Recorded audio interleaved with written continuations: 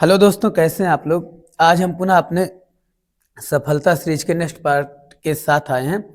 ये हमारा जो 7वां पार्ट है। इससे पहले मैंने 6 पार्ट डाले हैं और मैंने जितने भी क्वेश्चन करवाए सारे क्वेश्चन एग्जाम के ही हैं। ये भी क्वेश्चन सारे एग्जाम के हैं। क्वेश्चन बहुत बेहतरीन है, आप देखिए सारे क्वेश्चनों को और सॉल्व कीजिए। देखिए, पहला क्वेश्चन हमारा है, नव क्रमागत विषम संख्याओं का औसत दिया 125 है। हमको ये बताना है तीसरी और छठवीं संख्या का योगफल बताना है। देखो भाई, जब भी ऐसे क्वेश्चन आए उन क्वेश्चनों को आप कैसे सॉल्व करोगे। मैंने ये बताया, पहले औसत का कॉन्सेप्ट पता होना चाहिए। औसत क्या होता है? औसत अगर कोई संख्या क्रम से लिखी जाए तो औसत जो होता है वो बीच वाली संख्या होती है। तो औसत इसमें क्या दिया है? 125 दिया है। ये 125 ये मध्य में रहेगा। ये 125 कहाँ रहेगा? मध्य में। हमसे ये कह रहा है कि तीसरी और छठवीं संख्या बताओ। पहले नव विषम क्रमागत विषम संख्या क्या होगी? 123। इसके पहले विषम संख्या है, इसके पहले क्या आ जाएगा? 121। इसके पहले क्या आ जाएगा? 119। और इसके पहले क्या आ जाएगा? 117। सॉरी, ये 117 आएगा। अच्छा, यहाँ पे आप देखोगे 4 संख्या इधर रहेंगी, 4 संख्या इधर रहेंगी, तभी बीच में जो है 125 रहेगा। इसके बाद क्या आ जाएगा हमारा? 127। इसके बाद पुनः 129 और इसके बाद पुनः 131 और 133।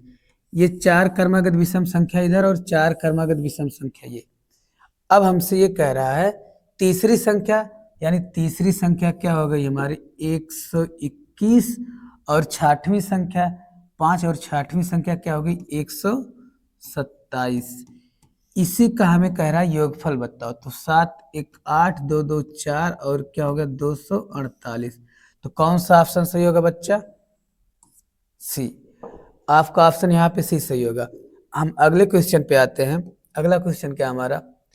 अगला क्वेश्चन ये दिया है, जीरो की संख्या से है। ये कह रहा है कि 2 गुणे 4 गुणे 6 गुणे 8 गुणे 10 एंड सो ऐसी संख्याओं का गुणा कर दिया जाए और लास्ट में क्या दिया है? 100 दिया है।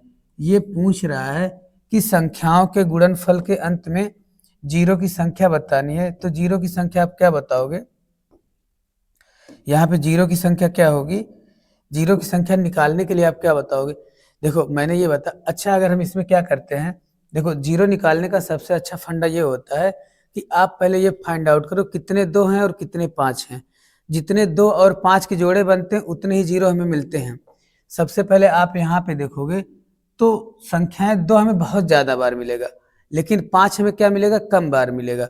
तो जब भी ऐसे सवाल आए तो हम पहले किससे फाइंड आउट करेंगे? जो संख्या कम रहेगी। तो क्या संख्या इसमें कम रहेगी? 2 हमेशा आएगा और 5 कम बार आएगा। जब आप जोड़ा बनाने की बात आएगी तो जोड़ा हमेशा कम संख्या वाली बनाई जाती है। तो इसमें आप देखो 5 कहाँ कहाँ पे आएगा? पहले आप बताओगे 10 में आएगा, 20 में आएगा, 30 में आएगा, 40 में आएगा, 50 में आएगा, 60 में आएगा, 70 में आएगा, 80 में आएगा और 90 में आ जाएगा। और इसके बाद कहाँ मिलेगा? 100 में मिलेगा।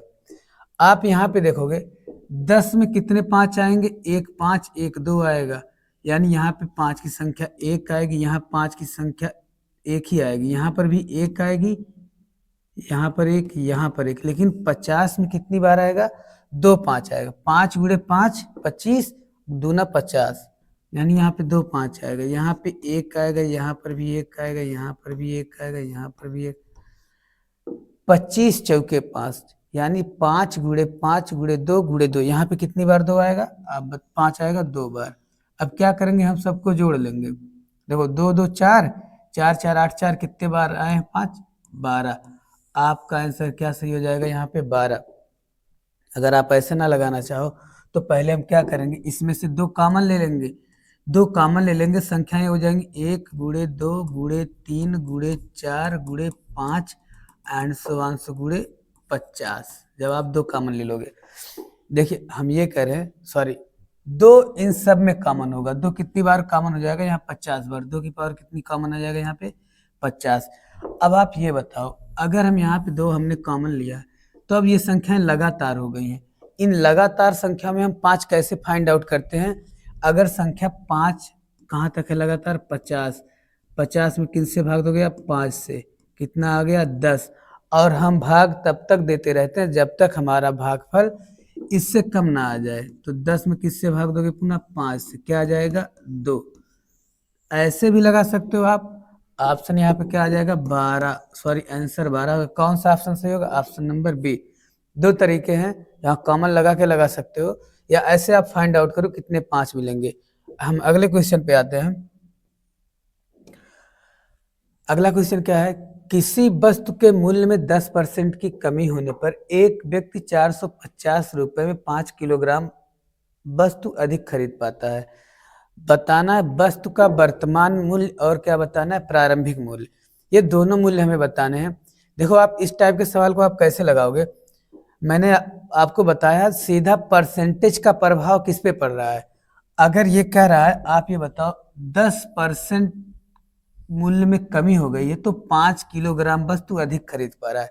इसका मतलब आप ये बताओगे कि 10% का जो प्रभाव है सीधे किस पे पड़ रहा है? 5 पे। 10% बराबर 5, तो आपसे बोला जाएगा 100% बराबर, तो 100% बराबर क्या आ जाएगा? 50। इसका क्या मतलब है?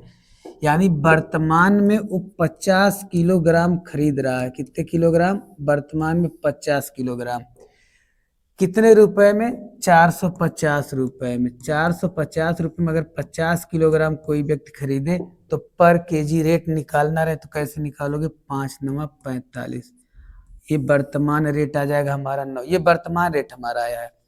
हमसे ये कह रहा है अगर मूल्य में कमी ना हुई होती तो उससे पहले कितना होता? तो आप बताते।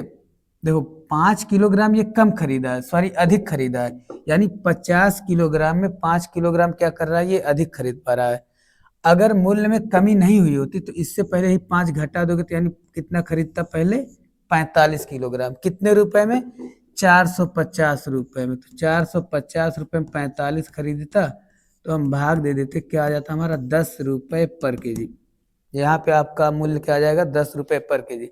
हमसे क्या पूछ रहा है? पूछ रहा है कि वर्तमान मूल्य और पहले का। पहले वर्तमान वाला कितना आया हमारा? 9, और प्रारंभिक वाला कितना आया? 10। तो आपका आंसर कौन सा सही हो जाएगा? यहाँ पे डी ऑप्शन सही होगा। जब भी सवाल 2 लाइन के सवाल है, कुछ करना नहीं, ये समझाने में टाइम लग रहा है, आपको कुछ नहीं करना। ऐसे सवालों को सीधे सीधे प्रेजेंट करके लगा लेना। अगला क्वेश्चन हमारा ये दिया है, कोई धनराशि चक्रवृद्धि ब्याज की दर से 3 वर्षों में 2 गुनी हो जाती है।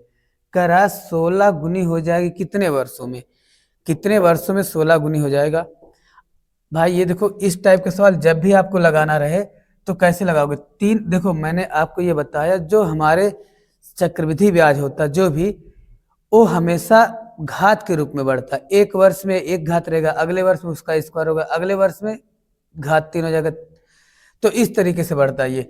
जैसे मैं बोलूं 3 वर्षों में अगर ये 2 गुना हो गया है तो अगले 3 वर्ष में 2 की पावर 1 और बढ़ जाएगा, 2 गुना हो जाएगा। ऐसे ऐसे ये 16 गुना हुआ है। 16 गुना होने का मतलब 2 की पावर क्या हो जाएगा? 4। तो आप कर दोगे 4 तिहाई क्या हो जाएगा? आपका आंसर 4 गुणे जब आप 3 कर दोगे तो आपका आंसर क्या आ जाएगा? ये 12। आपका आंसर कौन सा होगा भाई? 12। तो ऑप्शन नंबर क्या बताओगे आप? डी। ऐसे सवालों को आप ऐसे लगाओ। बट आपको ये कॉन्सेप्ट पता होना चाहिए कि जो हमारा चक्रवृद्धि ब्याज होता है वो किस रूप में बढ़ता है? घात के रूप में बढ़ता है। ये दिया है, ए अकेले किसी काम को 30 दिनों में करता है जबकि बी अकेले इस काम को 40 दिनों में करता है। यह दोनों एक एक दिन कार्य छोड़कर काम करते हैं तो कार्य कितने दिनों में समाप्त हो जाएगा? देखो भाई, इस टाइप के सवाल लगाने के लिए एलसीएम वाला मेथड सबसे अच्छा होता है। ऐसे ही लगाते हैं, ए अगर कितने दिनों में कर रहा है? 30 दिनों में, और बी उसी को कर रहा है तो कितने दिन लग रहे हैं? 40 दिनों में। हम इसका एलसीएम ले लेते हैं। एलसीएम आ गया कितना? 120। एक ये हम मान लेते हैं कि ये 120 खिलौना है। कितने खिलौने हैं? 120। अगर ए बना रहा है तो 30 दिन लगा रहा है, तो आप बताओ एक दिन में कितना खिलौना बनाया होगा? एक दिन में ये बनाएगा 4 खिलौने। 30 चौके 120, इसमें आप 30 से भाग दोगे और 4 तिहाई 12, यानी ये बनाए होगा एक दिन में 3 खिलौना। ये इनकी क्षमता आ गई। हम ये कह रहे हैं कुल 120 खिलौना हो गया। अगर एक 30 दिनों में बनाया होगा 120 खिलौना तो एक दिन में कितने खिलौने बनाएगा? 4। बी एक 40 दिन में 120 खिलौना बनाया, तो बी एक दिन में कितने खिलौने बनाएगा? 3। ये बात तो आपके समझ में आ गया होगा। अब ये कह रहा है कि देखो कार्य का शुरुआत कौन करता है? ए ने कार्य का शुरुआत किया है, और ये लोग लगातार कार्य नहीं किए हैं, एक एक दिन छोड़कर, यानी पहले दिन कौन कार्य किया? ए। अच्छा आप बताओ, अगर पहले दिन ए ने कार्य किया तो कितने खिलौने बनाया होगा? 4।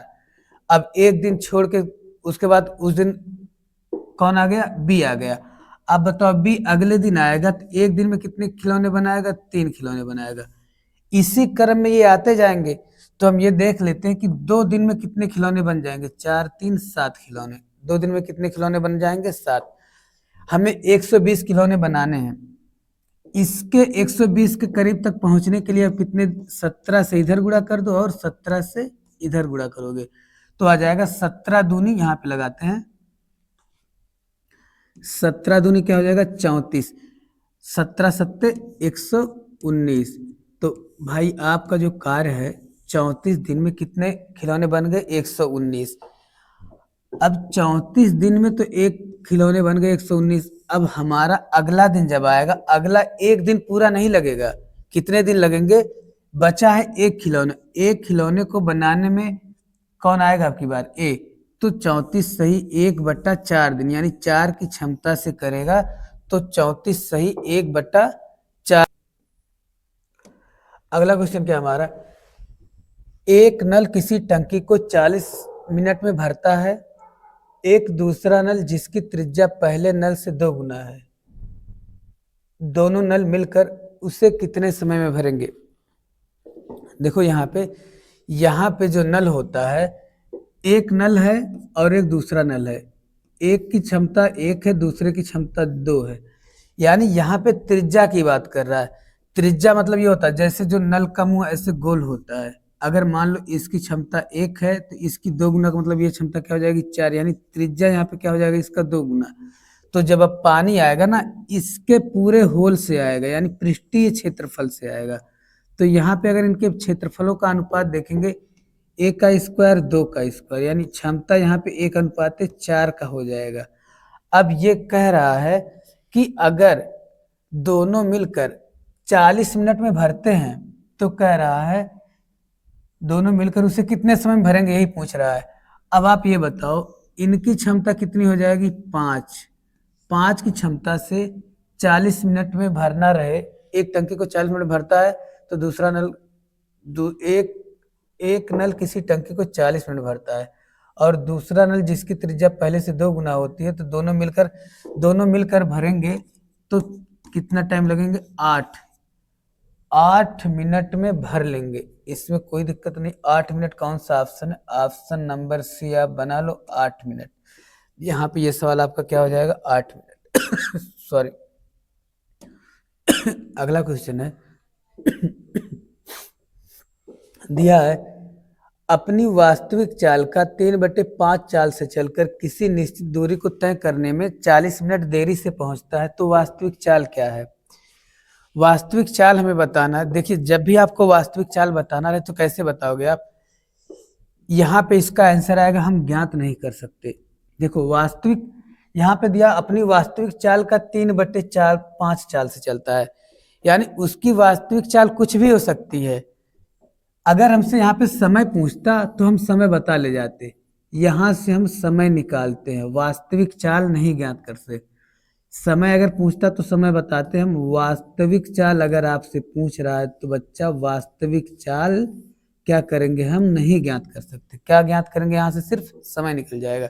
ये सवाल जब एग्जाम में आया तो बहुत से लोग कंफ्यूज हो गए कि यहाँ पे आंसर करके चले जाए। तो इस टाइप के सवाल को जब भी आपको लगाना रहेगा तो आप क्या लगाओगे? समय हम निकाल सकते हैं, ना कि वास्तविक चाल। वास्तविक चाल अगर दिया, वास्तविक चाल पूछ रहा तो क्या करोगे? हम ज्ञात नहीं कर सकते। अगला क्वेश्चन क्या है?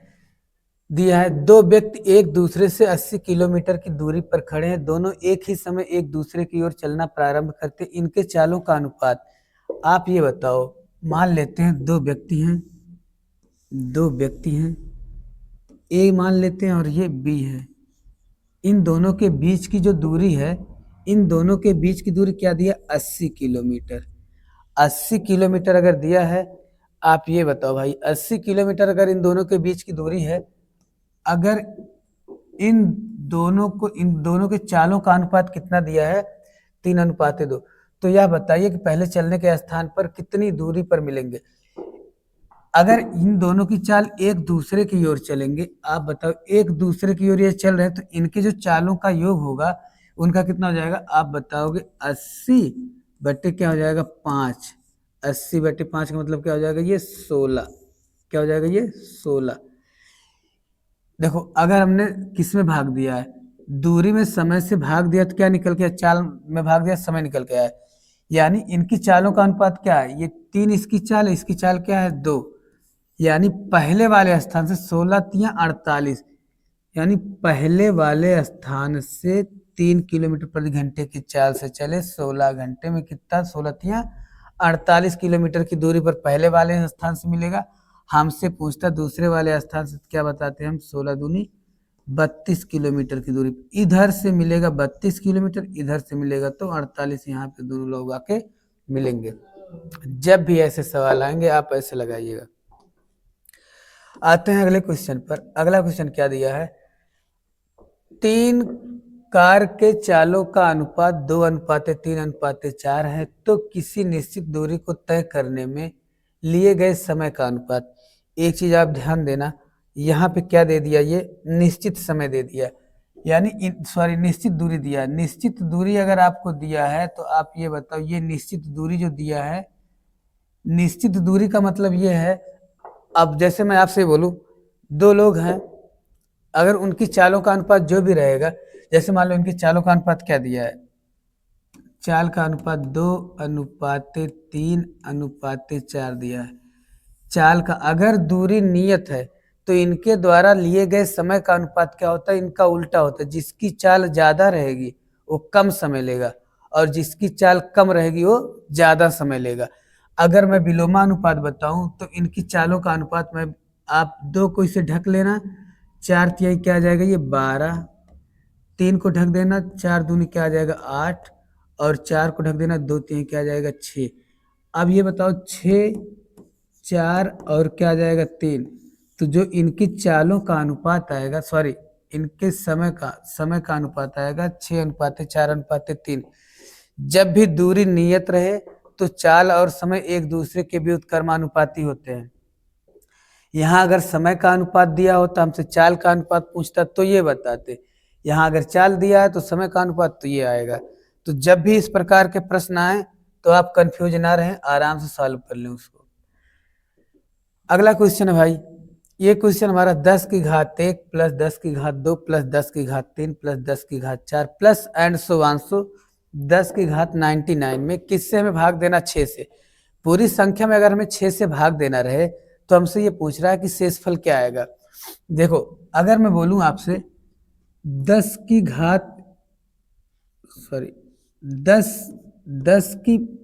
में अगर मैं 6 से भाग दोगे शेषफल क्या आ जाएगा 4। हम बोलेंगे 10⁻2 में 6 से भाग दो तो शेषफल क्या आ जाएगा 4। हम बोलेंगे 10⁻3 में आप 1000, आप 10⁻3 का मतलब 1000, 1000 में अगर आप 6 से भाग दोगे शेषफल क्या आ जाएगा 4। जो 16×6 = 4 40, फिर 6×6, यानी आप ये कह सकते हो 10 कुछ भी रहे उसमें अगर आपको 6 से भाग देना है तो शेषफल आपका क्या आएगा सिर्फ 4 आएगा। ये आपको पता होना चाहिए। 10 हम कुछ भी रखें उसमें हम किससे भाग देंगे 6 से, तो शेषफल हमारा क्या आएगा 4 आएगा। भाई अब आप ये बताओ 4 एक बार यहाँ, 4 यहाँ, 4 यहाँ, 4 यहाँ, कितनी बार आ जाएगा 99 बार। तो हम क्या कर लेंगे 4 × 999, 99 बार आएगा। और इसी में किससे भाग देना है, ये आ जाएगा 396, किससे भाग देना 6 से, तो शेषफल क्या आ जाएगा 0। आपका आंसर क्या आ जाएगा, यहाँ पे 0 आएगा। तो जब भी इस प्रकार के सवाल आए तो पहले आप ये देख लो कि पूछ क्या रहा और इसमें लगाना कैसे ये, तो आपका आंसर क्या आ जाएगा ये 0। हमको ये बताना कि शेषफल क्या आएगा, और इसमें हमको सबसे पहले ये देखना था कि अगर हम 10 की घात में 6 से भाग दें, कोई भी घात रहेगा उसमें अगर आप 6 से भाग दोगे शेषफल क्या आएगा आपका 4 आएगा। आते हैं अगले क्वेश्चन पे। अगला क्वेश्चन है साधारण ब्याज के एक निश्चित दर से एक निश्चित धन 4 वर्षों के लिए उधार दिया जाता है। यदि ब्याज की दर 2% कम कर दिया जाए तो 320 रुपए कम प्राप्त होते हैं। भाई देखो आप इस सवाल को कैसे लगाओगे, अगर हम आपसे ये कह रहे हैं कि 4 वर्षों के लिए दिया जाता है और अगर हम ब्याज की दर को कह रहा है कि 2% कम कर दे, कितना कम कर दे रहे हैं 2%, और कितने वर्षों के लिए 4 वर्षों के लिए। आप ये बताओ 4 वर्षों के लिए अगर 2% कम हो जाएगा, 4 दूना क्या बताओगे 8% कम हो गया। इसका मतलब ये है जाएगा 8% जो कम हुआ है ये किसके बराबर होगा, और जो हम धनराशि दे रहे थे उससे 320 रुपए कम दे रहे हैं। अब हमें जो ब्याज देना पड़ रहा था उससे कितने रुपए कम देना पड़ रहा है 320 रुपए। 1% बराबर आपसे पूछा जाएगा तो 8 चौक 32 40 करा 100% बराबर आप बता दो तो क्या आ जाएगा हमारा 4000। कौन सा आंसर सही होगा इसमें, आपका ऑप्शन नंबर ए सही होगा। आते हैं नेक्स्ट क्वेश्चन पे। अगला क्वेश्चन हमारा है, क्वेश्चन ये दिया है एक बस किसी निश्चित दूरी को 75 किलोमीटर प्रति घंटे की औसत चाल से तय करता है, लेकिन रुक रुक कर तय करे तो उसकी औसत चाल क्या हो जाती है 60 किलोमीटर प्रति घंटे। तो बताइए बस प्रति घंटे कितना रुकता है। आप यहाँ पे अगर आप देखोगे अगर कोई भी चीज है लगातार जाएगा, अगर लगातार जाएगा तो उस दूरी को तय करने में उसका चाल अधिक आएगा ही आएगा, क्योंकि जब क्या होता है कि हम समय से भाग देंगे। अब यहाँ समय हमें क्या लगेगा ज्यादा लगेगा, अगर आप समय से भाग दे दोगे तो आपका चाल क्या हो जाएगा कम हो जाएगा। अब हमसे ये कह रहा है इसका डिफरेंट कितना आ जाएगा, यहाँ पे हम देखेंगे कितना आ जाएगा ये 15 और कितने में है 75 में, आप भाग दे देना कितना आ जाएगा 1/5 घंटे आ जाएगा। आपसे पूछा जाए तो क्या बताओगे आप 1/5 घंटे। और अगर आपसे मिनट पूछा जाए, मिनट पूछा जाएगा तो 1/5 इसे हम किससे गुणा कर देंगे 60 से, तो क्या आ जाएगा ये 12 मिनट आ जाएगा। आपका आंसर यहाँ पे क्या हो जाएगा ये 12 मिनट सही होगा। नेक्स्ट क्वेश्चन हमारा है ये दिया है, हाँ ये क्वेश्चन है, ये क्वेश्चन कह रहा है एक दुकानदार 420 रुपए में 70 किलोग्राम आलू खरीदता है तथा पूरे खरीद को 6.6 रुपए प्रति किलोग्राम की दर से बेचता है, पूरे लाभ का प्रतिशत क्या था। अब हमसे ये आप ये बताओ अगर आप 420 रुपए में 70 किलोग्राम खरीदे हैं तो 1 किलोग्राम का रेट क्या निकल के आएगा, आप 70 से भाग दोगे तो 7×6 = 6 रुपए आएगा। यानी आपने खरीदा 6 रुपए में, जब आप बेच रहे हो तो साढ़े छः में, यानी 0.5 रुपए अधिक लेकर हम क्या करेंगे इससे 0 बना देंगे, 1 क्या आ जाएगा ये हमारा 12 आ जाएगा। 1/12 = 98, यानी इनमें से कोई नहीं, तो हमारा यहाँ पे आंसर क्या आ जाएगा इनमें से कोई नहीं, इसका आंसर आ जाएगा 8 सही 1/3% आ जाएगा। जब भी आपको सवाल बताना रहे आप ऐसे बताओगे 8.33% बता सकते हो। तो इनमें से हमारा कोई नहीं, कौन सा ऑप्शन सही होगा। अगला क्वेश्चन है दिया है फर्नीचर के 3 वस्तुओं का औसत कीमत कितना दिया है 15,000 रुपए। जो फर्नीचर है उसका औसत कीमत दिया है 15,000 रुपए। यदि उनके कीमतों का अनुपात दिया इतना है, जो फर्नीचर है उनके कीमतों का अनुपात दिया 3:5:7, तो सबसे सस्ती फर्नीचर की कीमत क्या होगी। देखिए सबसे सस्ती फर्नीचर की कीमत क्या होगी, सबसे पहले हम इसका क्या करते हैं योगफल निकालते हैं, अनुपातिक योगफल बराबर धन के योगफल को हो जाएगा। तो क्या करेंगे 5 3 8 7 15, आप बताओगे 15 यूनिट बराबर किसके हो जाएगा, 15 यूनिट बराबर हमारा हो जाएगा। देखिए ये मूल्य नहीं दिया, ये औसत मूल्य दिया है, यानी तीनों में प्रत्येक का कितना दिया 15,000, तो 15 तिया क्या हो जाएगा ये 45,000 हो जाएगा। यानी उनके कुल औसत योग कितना हो जाएगा 45, एक बराबर क्या हो जाएगा 15 तिया 45 क्या आ जाएगा 3,000। हमसे क्या पूछ रहा है, यदि उनके कीमतों यानी सबसे सस्ती कीमत 3 यूनिट की होगी तो आप बताओगे 3,000 और गुणे में क्या 3, कितना आ जाएगा हमारा 9,000। तो आपका आंसर क्या आ जाएगा यहाँ पे 9,000। 9,000 कौन सा ऑप्शन है, ऑप्शन ए सही होगा। अगले क्वेश्चन पे आते हैं। अगला क्वेश्चन, सॉरी ये क्वेश्चन तो हो गया अभी, तो अगले क्वेश्चन ये हमारा, एक कार्य को समाप्त करने में ए को 24 दिन तथा बी को 9 दिन तथा सी को 12 दिन लगते हैं। बी एवं सी मिलकर कार्य को आरंभ करते हैं परंतु 3 दिन बाद छोड़ देते हैं। बचे हुए कार्य को समाप्त करने में ए को कितना दिन लगेगा? देखो भाई, इस टाइप के सवाल लगाना रहे जब ये दिया है ए 24 है दिन में समाप्त कर रहा है, बी कितने दिन में कर रहा है 9 दिन में, और सी कितने दिन में कर रहा है, सी कर रहा है 12 दिन में।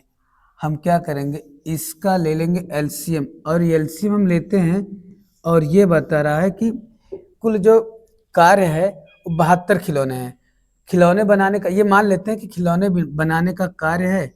अगर ए ने 24 दिनों में 72 खिलौने बनाए हैं तो आप ये बताओ ए की क्षमता क्या होगी? ए एक दिन में बनाएगा कितने खिलौने? 3। अच्छा, बी अगर 9 दिन में 72 खिलौने बनाया है तो बी एक दिन में कितने खिलौने बनाएगा? 8। और सी अगर 12 खिलौने बनाया है तो सी एक दिन में कितने खिलौने बनाएगा? 6। यहाँ पे अब इनका क्षमता पता चल गया है। पता क्या क्षमता क्या है? 3, 8 और 6। अब ये कह रहा है कि कार्य कौन कौन कर रहे हैं, बी और सी। आप ये बताओ, बी और सी अगर मिलकर कार्य करेंगे एक दिन में कितने खिलौने बनाएंगे? एक दिन में आप बनाओगे बी और सी, यानी 8 6 क्या हो जाएगा? 14 खिलौने बनाएंगे। बी और सी एक दिन में कितने खिलौने बनाएंगे? 14। परंतु कार्य आरंभ है करते हैं उसके 3 दिन बाद छोड़ देते। आप ये बताओ 3 दिन में कितने खिलौने बनाएंगे? 14 तिया क्या? 42। 42 इसमें से हम निकाल देते हैं तो बचेगा कितने? आप बताओगे 30 खिलौने। ये 30 खिलौने ए बनाता है, किस क्षमता से बनाएगा? 3 की क्षमता से बनाएगा। तो कितने दिन लग जाएंगे भाई? 10 दिन। तो आपका आंसर क्या सही होगा इसमें? Option number C. Option C आपका सही होगा। भाई ये क्वेश्चन हमारा क्या है, 6 संख्याओं का औसत 45.5 है। यदि नई संख्या जोड़ दी जाए तो नया औसत हमारा 47 हो जाता है। तो ये पूछ रहा है नई संख्या है। औसत का एक कॉन्सेप्ट होता है, कॉन्सेप्ट ये है कि औसत के बराबर समूह से कोई भी संख्या ले लो तो औसत में कोई परिवर्तन नहीं होता है। तो हम क्या करेंगे, 6 संख्याओं का औसत 45.5 है।